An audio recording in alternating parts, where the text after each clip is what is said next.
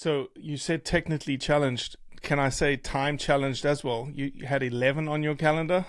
It probably was to give myself some time to be ready to be I here do by the same 11:30. thing. I do the same thing. I'm like, did I set it up wrong? Is my chiropractor appointment Right. is it at 11 or is it at 10:30? Why did I put it at 10:30? So at It's like, 10:30, I was getting ready for my 11 o'clock call. That was 11:30, but that's okay. I'm here. I'm here now. you are amazing. You're amazing. And where are you right now, Lindsey? I'm in California, but I'm in the Oh, mountains north of Los Angeles. it's amazing. Honestly, I think a lot of people, and by the way, I'm coming to Los Angeles on Friday. For what? Why? Why would you come here? So a lot of people are like, why would you come to Los Angeles? But there's amazing stuff outside of Los Angeles, right? Obviously, you live in the mountains just north of Yes. Los Angeles. We interviewed and filmed a couple of people in the mountains, almost like an hour and a half east. If you tell me a mountain range, it'll come to me. It starts with O. Anyway, it doesn't matter. Doesn't matter. Like It was in really cool. Ontario area? Were you out that way? Like I Big can't remember. Bear? We went through a mountain pass to a little town, and then we dropped down into the desert. Essentially, it was the desert mountains. Got Um, it.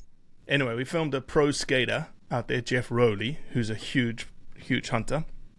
And then, no, this Friday, I'm coming to be on a podcast. So the mission of Blood Origins is to sort of talk to, have narrative around. That's why we're having this discussion around hunting. The Okay. good, the bad, the ugly. We're very much like middle of the road, happy to talk to anyone that that has an opinion, whether negative or positive, around hunting. And those that are indifferent but are curious. And I think this Friday's podcast is that, indifferent but curious. So there is a TikTok megastar. I know. 16.5 million people on TikTok, 1.2 million people on Instagram. His name is Candy Ken, like Ken and Barbie. Got it. And we're going to podcast in person in Los Angeles on a pink fluffy couch surrounded by tie-dyed walls. Okay. And he is Austrian-born CrossFitter that's a rapper that is just like embraces, I don't know if you call it femininity or, anyway, we've It's got going to be mutual quite friends the in common, and I juxtaposition said, there. yeah, I said to him, I said, hey, would you be interested in having a conversation about hunting? And he was like, yes. I was like, okay, let's do it. Yeah. Well, good luck. Now, how long are you going to be out here for? 12 hours. Oh, so it's a quick interview and turn right back around. Got it. Yeah, I'm on the road so much that when I can just get in and get out into places, that's what I'm going to do. Fair Because so I enough. can get home at midnight, I can slip in the bed, I can wake up in the morning, go get donuts for the kids, and start our day.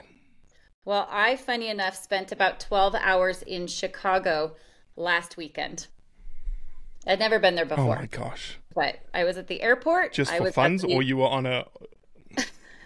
I was on my way home from Croatia. And so it was a 12-hour layover. I got a hotel right by the airport, got back on the plane the next morning. There we go. There we go. Yep. Lindsey, welcome to the Blood Origins podcast. I'm not going to pretend to say your last name, so please, how do you pronounce your last name? It's Leitelt. Leitelt. Lindsey Leitelt. Yep. Welcome to the Blood Origins podcast. I'm glad Kaila connected us. Yeah, she's so great. She's so sweet. She's amazing. She's amazing. Well, Lindsey, if people don't know who you are, you want to give a little brief introduction to who you are, what you do, Sure. why you're famous? I'm not famous, but I have been on Naked and Afraid twice. I did a 21-day in Namibia and a 40-day with our friend Kaila in South Africa. What gets someone into Naked and Afraid? I'm not really sure. I don't know. When I was presented with the opportunity, I hadn't heard of the show. I How are never. you even presented with the opportunity? Like, people just don't randomly say, "Hey, FYI, we think you'd be good for Naked and Afraid." Come on. Except they kind of do when they're just starting out a show. And I live in the LA Okay, area. okay. I live in the LA area, and one of my very best friends, one of her clients, was a casting director for that show. So in their conversations, she had said, "Do you know any women that would be awesome at this?" And she said, "I do." And so I get a text message, "You're going to get a call in 5 minutes." And I'm like, why? What is this show? Why are they naked? What's going on? And after a conversation, I said, that sounds insane. Sign me up. That's a terrible idea. Amazing. When do I start? So that's kind of Amazing. how it started. And you did Namibia first before the 40-day with Kaila? Correct. Yep. How was Namibia? Had you ever been to Africa before? I had not. Namibia was hard. It was harsh. It was very harsh. There's this thorn called Devil's Claw, and it's like Yep. like a big goat head, but larger. And it's on Yep. everything, on every tree, out of every root in the ground. And it was very difficult. It was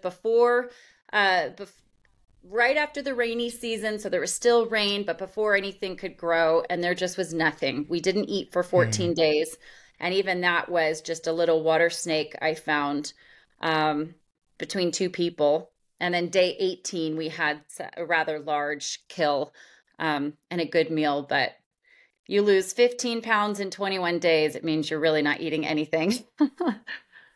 Holy smokes, Yeah, man. South Africa, 40 days, although it was longer, felt a lot easier. Yeah. No, it's Namibia is a harsh climate, and just the African sun. I think a lot of people don't recognize like the brutality of what that is until you're there. But geez, it can smoke you, and obviously naked part of Naked and Afraid, you're getting ready to be blistered. I mean, I had the best tan ever. Like I look like a Nubian goddess, gorgeous with tan lines, but it is harsh. Yeah, and so you're trying to do work in the morning and in the late afternoon. But in Namibia, especially where we were, you had sandflies, and then you had like no-see-ums come out. And so as soon as the sun started going down, there was mosquitoes, there was everything trying to bite you. We had no fire for 10 days. Jeez. Yeah, because the rain was still going and things were wet, and it was harsh. It was really harsh. But but we survived. I had a great partner. Makes all the difference. So when you do these, and Kaila gave me a little bit of insight because Kaila was your partner, right, in South Africa. Yes. Do you partner up immediately? They partner us up. And so out of 12 people, there were 4 teams of 3. It was Kaila, myself, and our other partner, Melissa. So we were the only all-female team, and actually we're the only team ever to have started and finished all together. That was the South Africa 40 days. Correct. Yep. And then as Kaila, I'm sure, talked about her big kill, we're the first female big kill. Yeah, 100%. The big kill that you were talking about in Namibia, what was that? Well, we had now. Where's your accent from? I'm South African. You're South African. Okay. Oh, then we have a lot to talk about. Okay. Yeah. So we had found a nest of hammerkop, and it was up on this precipice that was probably 10 to 12 feet up on a ledge, and my partner was underneath. We could hear wrestling inside, but we didn't know if it was a Cape Cobra, if there was anything in there. So I got up and ended up pushing this thing over. And you know how large they are. They're like huge nests. Nests. Massive. And as soon as I pushed it over, 5 baby birds were in there. And they're not, they're babies, but they're like little Cornish game hen size. They're like between a pheasant and a quail size kind of thing, right? Yeah. And after that, it just went savage. It was 18 days of basically no calories. And we knew, if we had known there was 5 birds in there, maybe we wouldn't have messed with the nest because that's quite excessive for 2 people. But at the same time, we didn't know. And the mom's not going to come back for them. So the most humane thing we could do is just make sure we kill them quickly and be very appreciative of the nourishment that they gave us. So it was savage. It was amazing. And we were so grateful. So we feasted on 5 gigantic birds, and it was awesome. I still taste it. So I can imagine. So I want to dig into this element just a little bit and probably just explore this a little bit. As I understood it, and the reason why Kaila connected you and I together is you do not come from a hunting background. Is that a fair statement? Mm-hmm. Yep, correct. So can you give me, let me just start here. Can you give me your perspective on maybe before, like entering into Namibia, because I'm sure Namibia and South Africa might have changed things in your brain a little bit. Prior to Namibia, where were you, like hunting-wise, opinion-wise, perspective-wise? I've always been someone who's not a fan of mass-produced food or large chicken farms. You know, I always am one to go with smaller and humane raising and killing of any animals. So going into it, I wasn't against hunting. I just had not been exposed to having to hunt or even trap my own food. I've fished. I went into this more with an athletic background. So I was the athlete and I was paired with someone who did primitive survival skills. And so from that, it allowed me to kind of learn how to trap and how to hunt and how to read the signs of, you know, what is in and around our surroundings. But I was never against hunting. I've not been a fan of trophy hunting. And I'll say that being in South Africa and being exposed to professional hunters and having extensive conversations with them and even the anti-poaching units, I've really appreciated, come to appreciate what they do and kind of how they utilize people who have a desire for trophy hunting, but in the most, again, the most humane way. It's just not willy-nilly. There's actually a method to that. So that really opened my mind to being appreciative of that. I still wouldn't go and take a trophy. If I'm going to kill something, it's because I'm eating it and appreciating it. But yeah, I'm not against hunting in any way. Yeah, so you were in the camp before Namibia and maybe a little bit still today of like indifference. You know, not against it, not for it, not going to do something, you know, to become a hunter, but rather I eat meat. I want to be as ethical as possible in me consuming that kind of meat. And if it's hunting that does it or small scale agriculture or regenerative agriculture, I'm pro that. Yeah, I would say I'm definitely more towards pro hunting than indifferent. I just, for myself, didn't have a desire necessarily. And it wasn't even that. It never crossed my desk as far as an opportunity. I have friends who are hunters. I have benefited from their kills. I enjoy wild game very much more than even agricultural raised meat.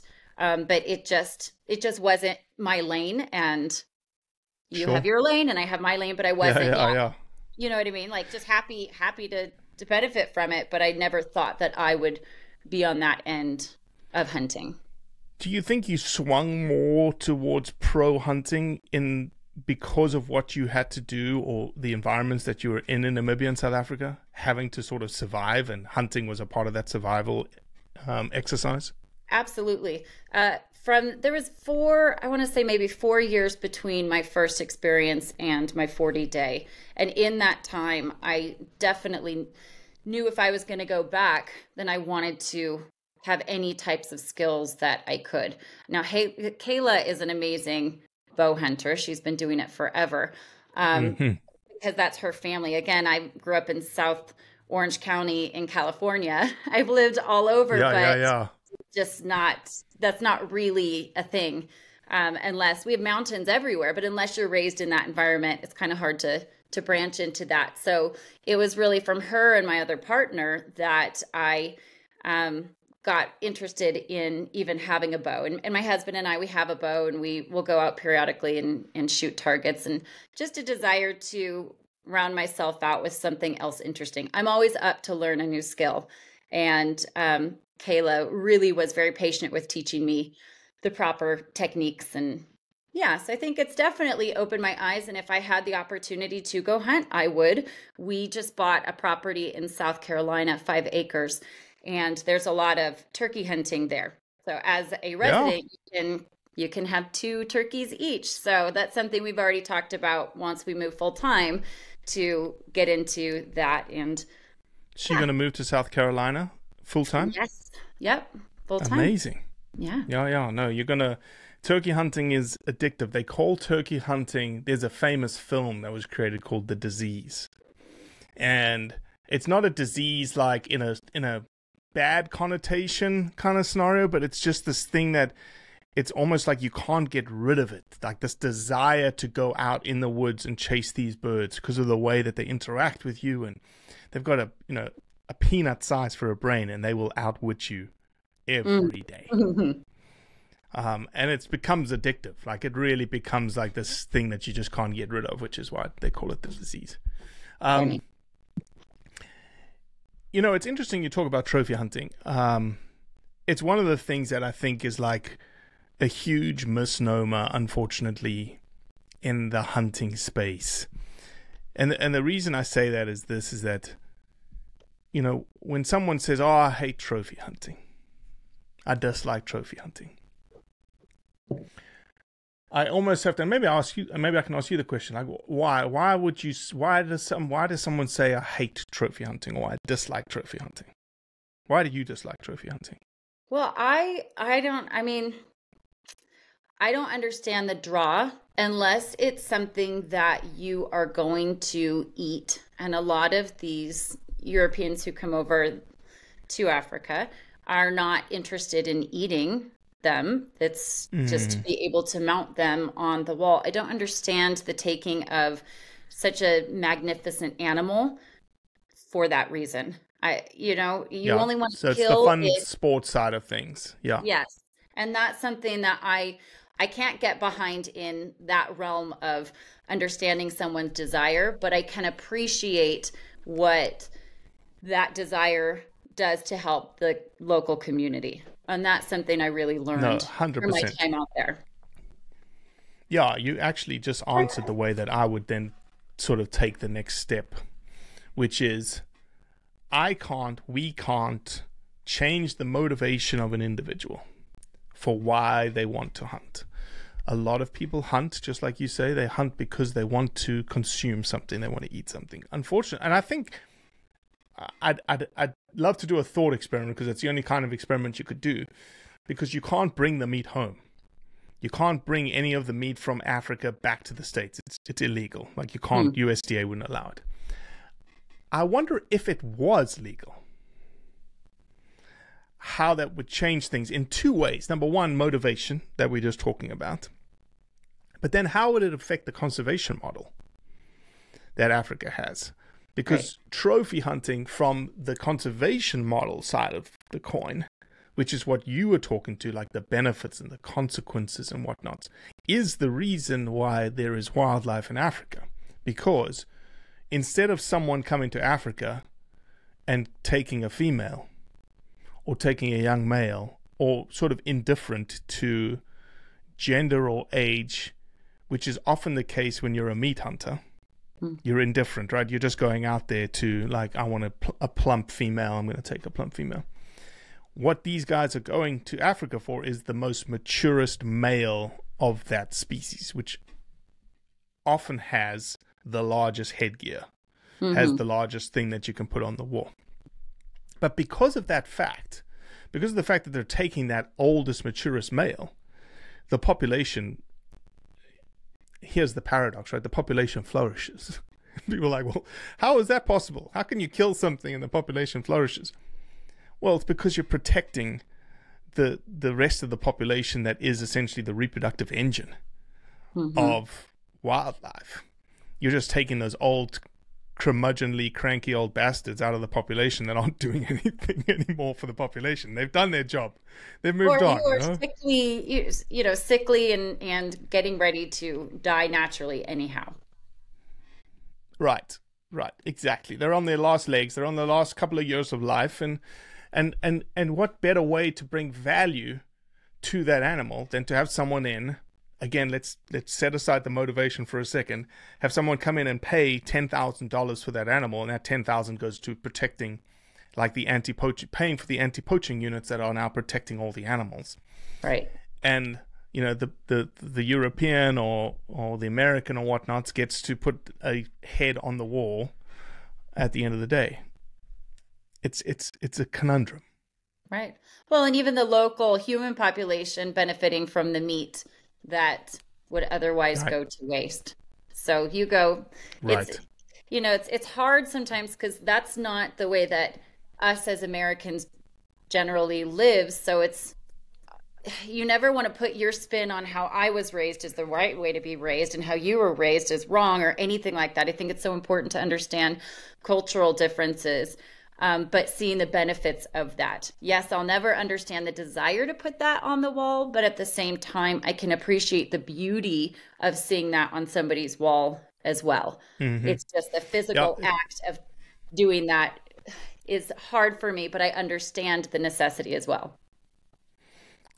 Yeah, it's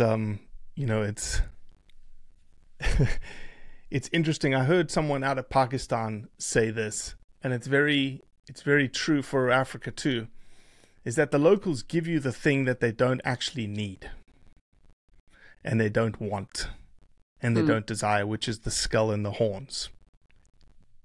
They don't need it. They're not going to use them.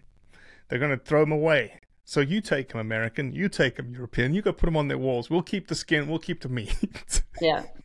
Yep. Exactly. It's an interesting way to look at it. Mm-hmm. Tell me about South Africa. Obviously, Namibia was harsh, obviously, but then you got to experience Limpopo for 40 days. I don't think a lot of people get to experience on the ground, in the bush. Big Five was around you, right? Yeah.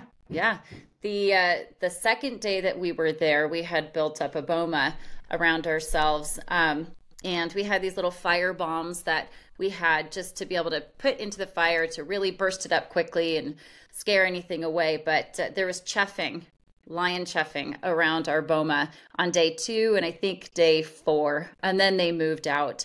But we were later told that there were 2 male lions that had a taste for humans. They had killed 3 people. They killed 2 poachers and a ranger. And, we had built up our boma that we thought was good because we're thin-skinned, naked people. And they were like, you don't understand. You think you're safe here? If they want you, they'll jump 12 feet up and over. Our boma is maybe 5 or 6 feet.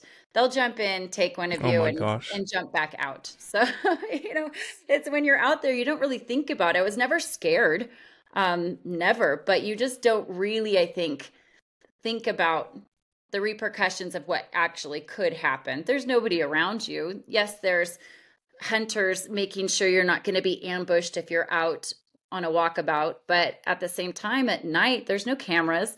There's no production. They go and they're sleeping and showered and fed and drinking. And, we're the ones that are there by ourselves at night. So yeah, just to kind of think about what could have been is a little crazy, but just the gift, no matter how hard it is, even Namibia, no matter how hard being out there is, it's such a gift to be able to live in a space that is not inhabited. You go, it's very special. The sunset that I'm seeing, yes, everybody can see that, but they're not seeing it from our little watering hole with me and my 2 friends, just seeing the sun setting and in the distance, you're seeing giraffes. And it's so special. And it just feels like a blessing to have been chosen to be able to be out there. In terms of what you may have sort of misconceptions around Africa or South Africa or whatnot, are there certain things that you came across that you're like, that maybe you had a misperception around, that you're like, oh, geez, this is completely different? No, I always heard how beautiful the Did people you realize are. like the anti-poaching was as big as it would have been? That was quite interesting. Just hearing their stories of the actual poaching units. I don't know what I thought. I just didn't think it was as organized as it is, but it's really a military unit for poaching as well as a military unit for anti-poaching. And the anti-poachers, their families are targeted. And, if they get wind, the poachers get wind of who these guys are, their families, their children are in danger. And yeah, it truly is a war going on out there. And that's something that I had no idea here. You know about stuff, but you don't really know until you know, right? Mm-hmm. Yeah, I know. It's rhino is obviously the biggest, and it's such an interesting dilemma because rhino horn is probably per ounce the most valuable substance on the planet. Okay, yet it's renewable. Okay. It grows 2 kilograms a year. It's keratin. It's what your fingernails are made out of. Mm-hmm. So the fact that you can't trade it, and now I'm getting into this is a big soapbox. The fact that you can't trade it, that South Africans, Namibians, Zimbabweans can't utilize a resource that is grown in their backyard to protect that same resource. Look at alligators, look at crocodiles. Their conservation success stories is on the backs of trade. It's just mind-boggling, and the populations are getting decimated. Kruger National Park has lost 70 to 75% of all its rhino. And to your point, there are syndicates, absolutely military precision syndicates coming in and taking them out. It's a sad state of affairs. And the people that have rhinos, the amount of money it costs to protect those rhinos, all the people you saw, 24/7, cameras, whatnots. Where does the money come from to do that work? Yeah.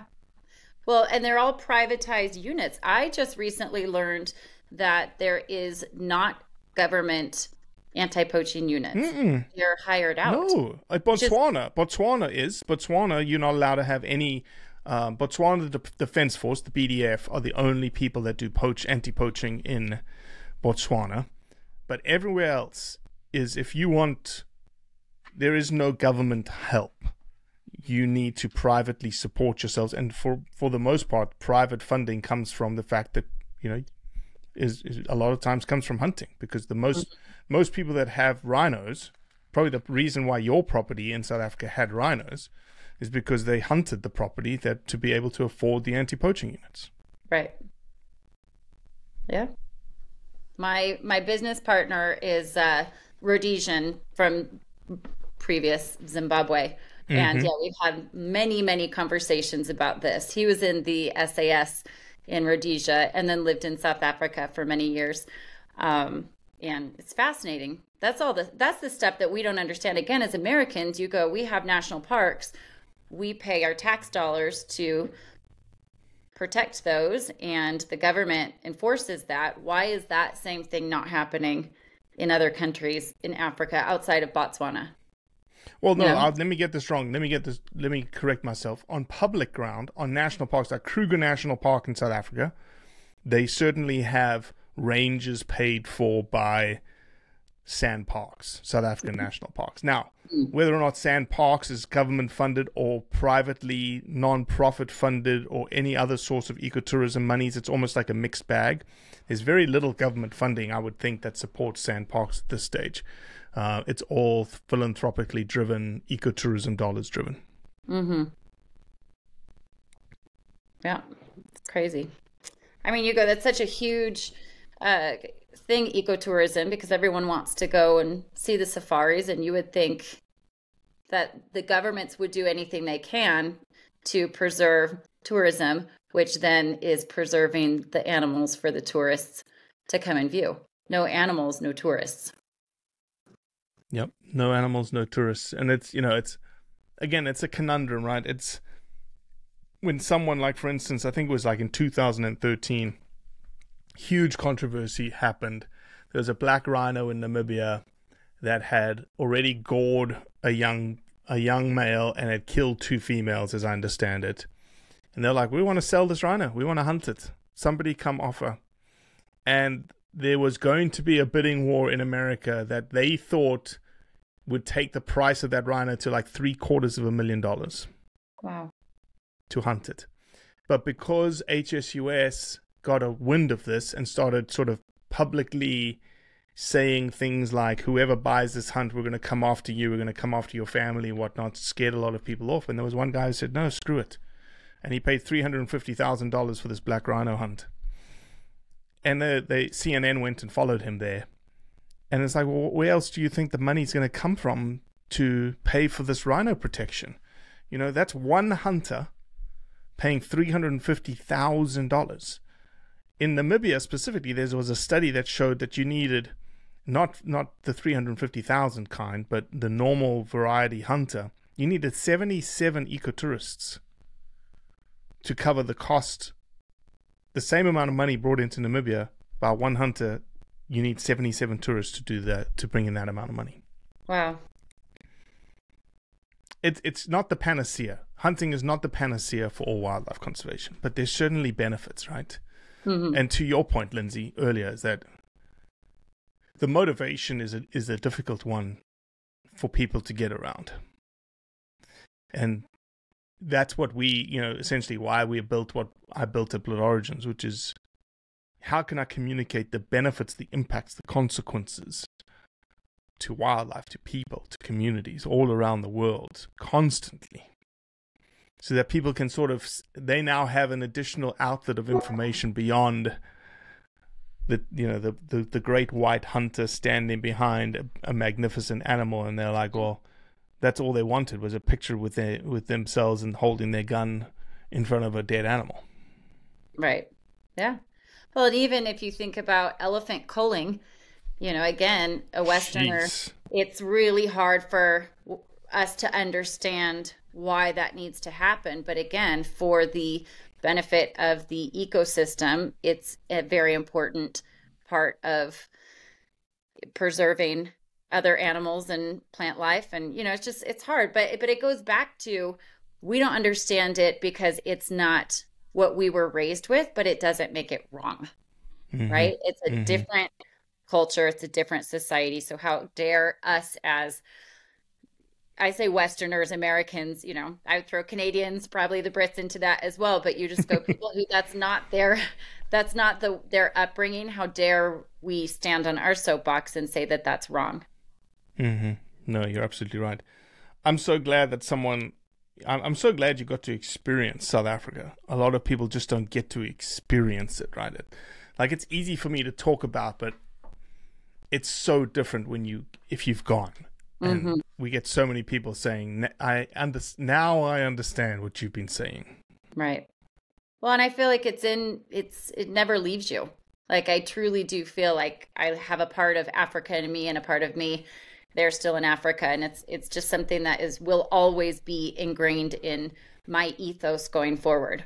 I just love it. Oh, I'll be headed back in a couple months, actually, with clothes, which will be awesome. For work. So I can't wait. I can't wait to get. That is awesome. Yeah. Yeah, that is awesome, man. It certainly, Africa certainly is one of those things that just crawls in under your skin and buries herself there. And, you'll always remember it, the sights, the sounds, the smells, how big the sky is, how big the sun is, how big the sunsets look. It's everything about it. Yeah. Absolutely. Well, Lindsey, I appreciate your time. I really, really do. I appreciate Kaila connecting us. Yes. And if there's anything that we can ever do for you, I know you're in the filmmaking business. We're in the content creating business. So if there's anything we can do, please don't hesitate to reach out. Yeah. And like I said, my partner's African, and we've got lots of content coming out in the region, about the region. So yeah, looking forward to being able to share some more stuff with you. But amazing. Yeah, it'll be awesome. So thank you. I appreciate it. Good luck this weekend. Thank you. Your pink fuzzy couch.